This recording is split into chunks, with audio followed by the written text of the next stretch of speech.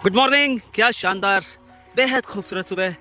देखिए, कुदरत के कुछ निज़ाम हैं, कुदरत के कुछ सिस्टम है, आप कभी उनसे लड़ नहीं सकते और आपको हमेशा उस कुदरत के नियम के हिसाब से ही चलना पड़ेगा। और वो सालों साल से, जब से दुनिया बनी है ना, जब से वो सिस्टम है और वो कुदरत का सिस्टम हमेशा ही काम करता है और हमेशा हमें इशारे भी देता है। लेकिन क्या करते हैं, हम कभी उन चीज़ों को समझते नहीं। आज मैं जहाँ खड़ा हूँ ना, यहाँ पर आप देखेंगे कि ये जो फसल दिख रही है ना, ये चने की फसल है। और चने की फसल क्यों है? क्योंकि यहाँ पे चने बोए गए हैं और कुदरत का निज़ाम है ये, जिसको हमें अच्छे से समझना पड़ेगा कि जो आप बोते हैं वही आप पाते हैं।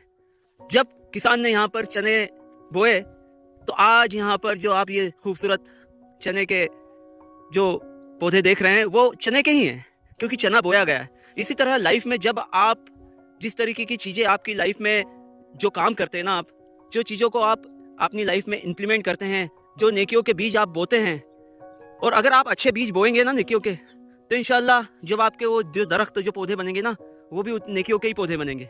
लेकिन अगर जिस तरीके से यहीं पे अगर कोई जहरीला बीज बोया जाता ना, तो उसका पौधा भी जहरीला ही उगता।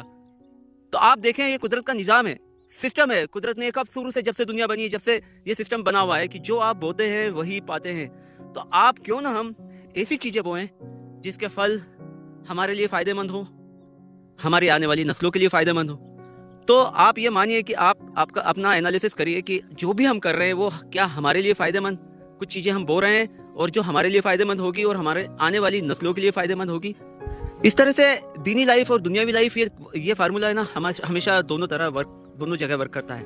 आप दीनी एतबार से भी देखें, आप जो कुछ कर रहे हैं आज, आपकी जो लाइफ चल रही है वो दीनी एतबार से। और एक बात हमेशा याद रखिए, आप चाहे जितने कामयाब हो जाएं, चाहे जितनी तरक्की कर लें, लेकिन अगर वो कामयाबी तरक्की आपको अल्लाह से दूर कर रही है ना, तो वो कामयाबी और तरक्की आपकी हमेशा अधूरी रहेगी। पूरी कामयाबी वही है जिसमें आप दुनियावी तौर पे तो अगर कामयाब हो ही, लेकिन आप अपनी आखिरत, अपने जो कभी ना ख़त्म होने वाली ज़िंदगी है, उसके लिए भी कुछ करके जाएं। और वो जो कामयाबी एक तरह से लोग जब एक ऐसी रेस में लग जाते हैं ना, जहाँ आप सिर्फ दुनिया दुनिया दुनिया दुनिया, तो वहाँ से आपको हो सकता है दुनिया तो मिल जाए, लेकिन आखिरत का सामान इकट्ठा नहीं होता। तो आपको एक बैलेंस बनाना पड़ेगा, क्योंकि हम दुनियादार भी हैं ना, तो हमको ये बैलेंस बना के चलना ही पड़ेगा कि दुनिया और आखिरत का बैलेंस बना के ही हमको आगे बढ़ना पड़ेगा।